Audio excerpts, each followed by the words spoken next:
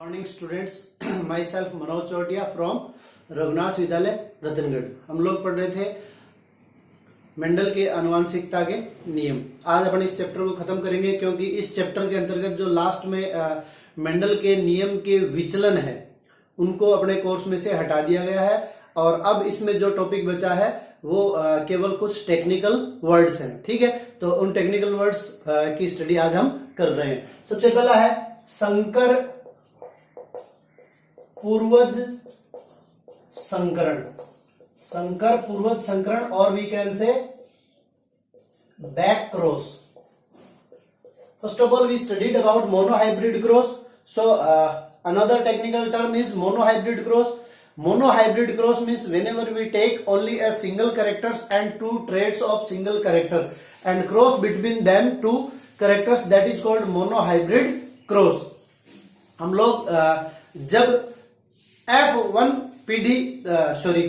Monohybrid एकल संकर संकरण करते हैं तो उसमें क्या करते हैं, एक लक्षण के दो विप्रियासी गुणों के मध्य क्रॉस करवाते हैं। क्या करते हैं, एक लक्षण के दो विप्रियासी गुणों के मध्य क्रॉस करवाते हैं तो उसे एकल संकर संकरण कहते हैं। और दो लक्षणों के चार विप्रियासी गुणों के मध्य क्रॉस करवाते हैं। Whenever we take two characters and traits 4 and cross between them, then it is called dihybrid cross. Now back cross is depend upon the monohybrid cross. क्या होता है, अपन ने एक उदाहरण ले लीजिए। एक लंबे पौधे का क्रॉस अपन करवाते हैं किससे, एक बोने पौधे से। तो अपने पास F1 जनरेशन में या F1 पीढ़ी में क्या प्राप्त होता है, लंबे पौधे प्राप्त होते हैं। लेकिन कैसे, संकर हाइब्रिड लंबे संकर प्राप्त होते हैं। अब जब इस F1 का क्रॉस इसके पेरेंट यानी ये क्या हो गया अपने पास, जनक। जब F1 का क्रॉस इसके जनकों से करवाते हैं, F1 का क्रॉस इसके जनकों से करवाते हैं तो इसे संकर पूर्वज संकरण या बैक क्रॉस कहते हैं। देखिए एक बार तो अपने पास क्या है, एक बार अपने पास प्रभावी या डोमिनेंट कैरेक्टर है, उसका क्रॉस अपन ने करवा दिया किससे, F1 जनरेशन से। और एक बार अपन ने इसका क्रॉस करवा दिया किससे, रिसेसिव कैरेक्टर से, अप्रभावी जनक से। अप्रभावी जनक से करवाने पर अपने को 1:1 ये रेशो आता है अपने पास, यानी दो लंबे और दो बोने। और यहां जब अपन क्रॉस करवाएंगे तो क्या होगा कि सारे के सारे अपने को लंबे ही प्राप्त होंगे। इसमें दो हाइब्रिड है और दो डोमिनेंट है। ठीक है, ये दोनों जनकों से आपको याद रखना है सिर्फ इतना, F1 पीडी का क्रॉस जब इसके दोनों जनकों से, यानी दोनों जनक कौन से हो गए, एक अपने पास हो गया प्रभावी और एक हो गया अप्रभावी। जब F1 पीडी का क्रॉस इसके दोनों जनकों से करवाते हैं तो हम कहां गए, पीछे गए, जनकों की तरफ गए। तो इसलिए इसको क्या कहते हैं, ये अपने को प्राप्त हुआ संकर। और संकर का क्रॉस किससे करवा रहे हैं, प्रभावी और अप्रभावी जनकों के साथ। ये प्रभावी और ये अप्रभावी। अप्रभावी जनकों के साथ जब F1 पीडी का क्रॉस करवाया जाता है या संकर का क्रॉस करवाया जाता है तो इसे क्या कहते हैं, संकर पूर्वज संकरण और back cross. Whenever we take F1 generation and cross between its dominant and recessive parent, then it is called back cross. दूसरा देखिए, दूसरा अपना टेक्निकल टर्म है, क्या है, टेस्ट क्रॉस। टेस्ट क्रॉस या हिंदी में कहते हैं परीक्षण संकरण। ठीक है, परीक्षण संकरण कितना है, सिर्फ इतना ही कि जब हम F1 जनरेशन का क्रॉस इसके अप्रभावी जनक से करवाते हैं। ये क्या है अपने पास, अप्रभावी, और ये अपने को प्राप्त हुआ संकर या F1 पीडी का क्रॉस जब रिसेसिव पेरेंट से करवाते हैं तो उसे हम कहते हैं test cross. And this result is always obtained 1:1। Whenever 1:1 result is obtained, then the cross is right, and whenever these ratio is obtained different from 1:1, then this test is cross. So this is called test cross. यानी परीक्षण संकरण या test cross क्या है, जब recessive character के साथ F1 generation का क्रॉस करवाते हैं तो उसको अपन क्या कहते हैं, test cross. Now next technical term is factor. Factor क्या है, तो अपन जानते हैं कि जो करेक्टर की इनहेरिटेंस होती है, करेक्टर की इनहेरिटेंस जीन के द्वारा होती है। बेटसन ने जीन की खोज की थी, लेकिन at the time of Mendel he didn't know about the gene, so he gave a term that is called factor. Means लक्षणों को एक पीढ़ी से दूसरी पीढ़ी में ले जाने का जो कार्य करते हैं उसको हम जीन कहते हैं। और मेंडल ने इसी को क्या कहा था, मेंडल ने इसी को कारक कहा था कि कुछ कारक होते हैं, कुछ ऐसे सब्सटेंसेस होते हैं जो करेक्टर्स की इनहेरिटेंस करते हैं, और उसी को क्या कहा, फैक्टर। तो सो व्हाट इज फैक्टर या कारक, क्या है अपने पास, फैक्टर और कारक, ठीक है।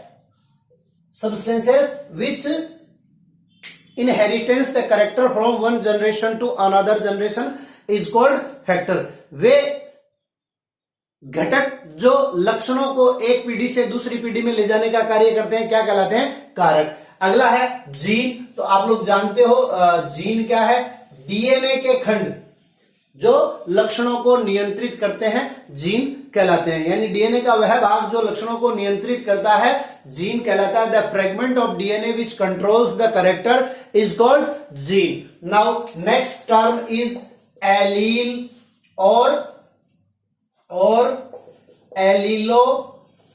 एलिलोमॉर्फ्स। व्हाट इज एलिलोमॉर्फ्स, या हिंदी में कहें तो युग्म विकल्पी, ठीक है। युग्म विकल्पी क्या होता है, अपन ने लॉ ऑफ इनहेरिटेंस की बात की थी, सटन और बावेरी ने दिया था। According to Sutton and Boveri all the chromosomes और gene are situated in a pair.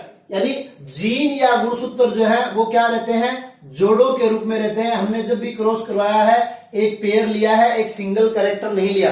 तो both these genes are option for each other and that is called allele और एलिलोमॉर्फ। अब क्या है, युग्म विकल्पी, यानी युग्म का मतलब होता है पेयर, जोड़ा। जीन या गुणसूत्र क्या करते हैं, एक दूसरे के जोड़े में रहते हैं और एक दूसरे के विकल्प होते हैं, इसलिए इसको क्या कहते हैं अपन, युग्म विकल्पी। अब देखिए यहीं पे दो टेक्निकल टर्म और समझ सकते हैं अपन, क्या, होमोजाइगस एंड हिटेरोजाइगस। सम युग्मजी और विषम युग्मजी। जो अपन बात कर रहे हैं एलील की, ठीक है, एलील की और युग्म विकल्पी की और allelomorphism. Whenever the two genes are situated in a pair are same then it is called homozygous. और जब हम F1 जनरेशन देखते हैं तो F1 जनरेशन में अपने को क्या प्राप्त होता है, एक कैपिटल टी और एक small T. So whenever the gene are different in nature and found in a allele or a pair, there are two genes situated together but they are different in nature because this small t denoted dwarfism and capital T denoted tallness, but they are found together। जब साथ में रहने वाले दो gene different type के हों, एक capital हो एक स्मॉल हो, तो ये कहलाता है क्या, हिट्रोजाइगस कंडीशन और विषम युग्मजी। और ये दोनों जीन जैसे दो कैपिटल टी है या दो स्मॉल टी है, ये साथ में, तो उसको अपन क्या कहते हैं, सम युग्मजी। नेक्स्ट, लक्षण या करेक्टर और we can say trait. Character क्या है, जो जैसे मेंडल ने 7 कैरेक्टर्स का अध्ययन किया था, ठीक है ना। लंबा बोना ये एक करेक्टर है, ठीक है। झुर्रीदार बीज, गोल बीज ये एक करेक्टर है। So the character is called condition of plant, ठीक है। दूसरा अपन ने बात कर रहे थे एलील की, तो यहां तो देखिए जो मटर का पादप है उसके अंदर तो क्या है कि दो जीन है जो किसी भी लक्षण को कंट्रोल करते हैं। यहां एक एब्सेशन है, अपवाद है, आप लोगों को याद रखना है, पूछा जा सकता है, ठीक है।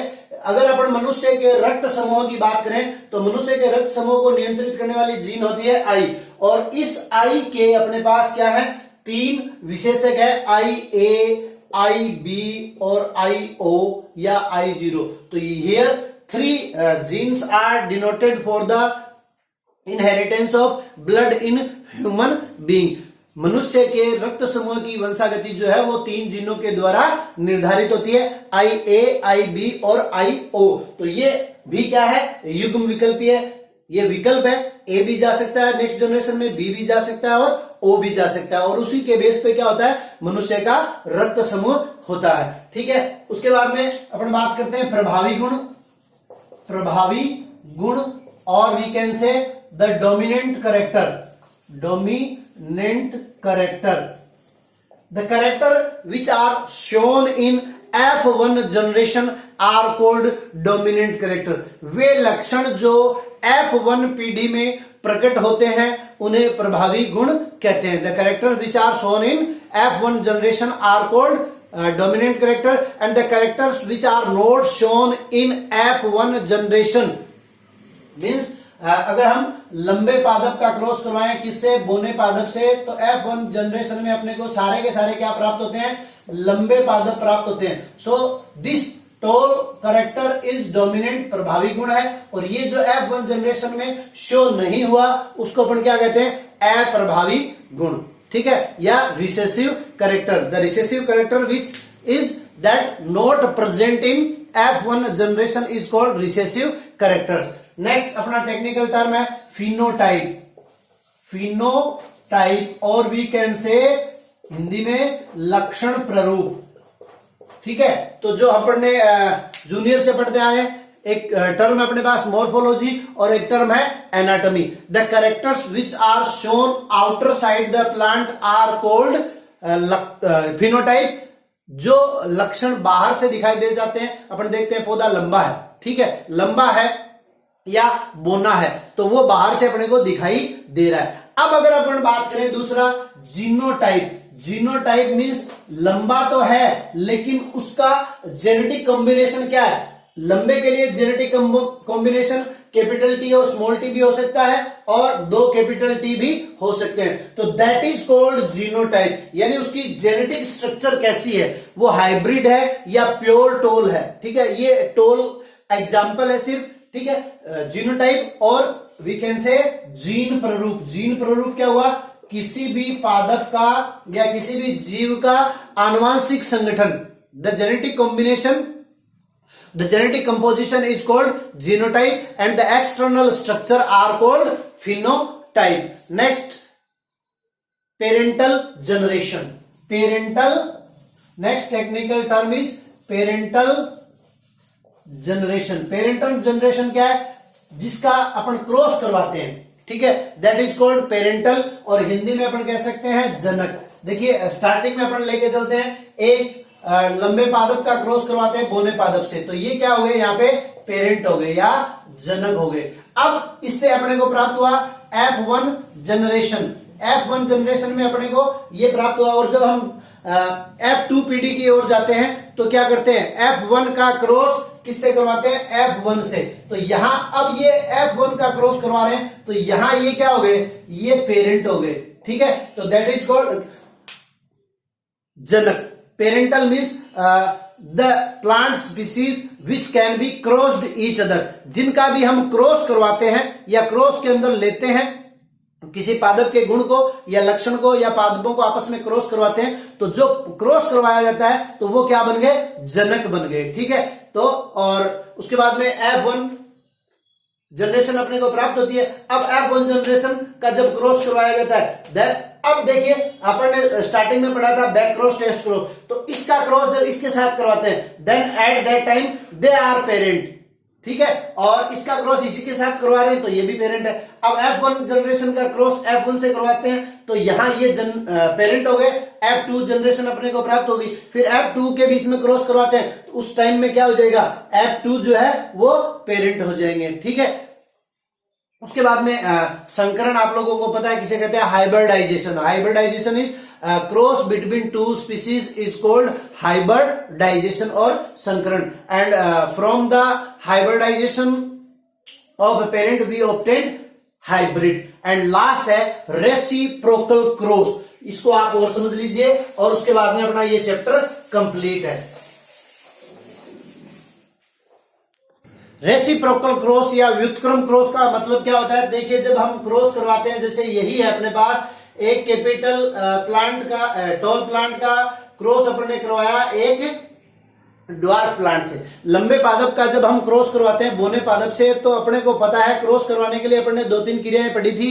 एक अपन ने विंपूषण पढ़ा था, एक परागण पढ़ा था, फिर एक अपन ने थैलीकरण पढ़ा था। विंपूषण का मतलब पराग कणों को हटाना, बोराकरण या थैलीकरण का मतलब उस विंपूषण की क्रिया करने के पश्चात जो वर्तिकाग्र बच गया उसके चारों तरफ अपन ने पॉलीथीन बांध दी। तो अब यहां पर देखिए क्या होता है, एक बार ये मेल है या ये फीमेल है, जिसका हम वर्तिकाग्र या अंडाशय या जायांग या स्त्री जननांग पार्ट काम में लेते हैं जिस प्लांट का, वो तो क्या हो गया फीमेल प्लांट, और जिसके पराग कणों को काम में लेते हैं वो क्या हो गया मेल प्लांट। ठीक है, तो एक बार हमने क्या किया, क्रॉस करवाया, कैसे, इस प्रकार से अपने को F1 जनरेशन ऑब्टेन्ड हो गई। दूसरी बार हम क्या करते हैं, दूसरी बार हम इसको क्या करते हैं फीमेल, यानी इसका तो अपन फीमेल रिप्रोडक्टिव पार्ट काम में लेते हैं और इसका क्या करते हैं मेल रिप्रोडक्टिव पार्ट काम में लेते हैं। तो इस प्रकार के क्रॉस को क्या कहते हैं व्युत्क्रम क्रॉस। यानी first we take androsium of a tall plant and gynosium of a small plant, then after we take androsium of small plant and gynosium of tall plant, that is called reciprocal cross। ठीक है, व्युत्क्रम cross, एक बार जिस पादप को मादा के रूप में काम में लिया, दूसरी बार उस पादप को नर के रूप में काम में लेंगे, उल्टा काम करेंगे और क्रॉस करवाएंगे, तो उसको अपन क्या कहते हैं व्युत्क्रम क्रॉस। और इसी के साथ अपना ये चैप्टर जो है वो कंप्लीट होता है। धन्यवाद।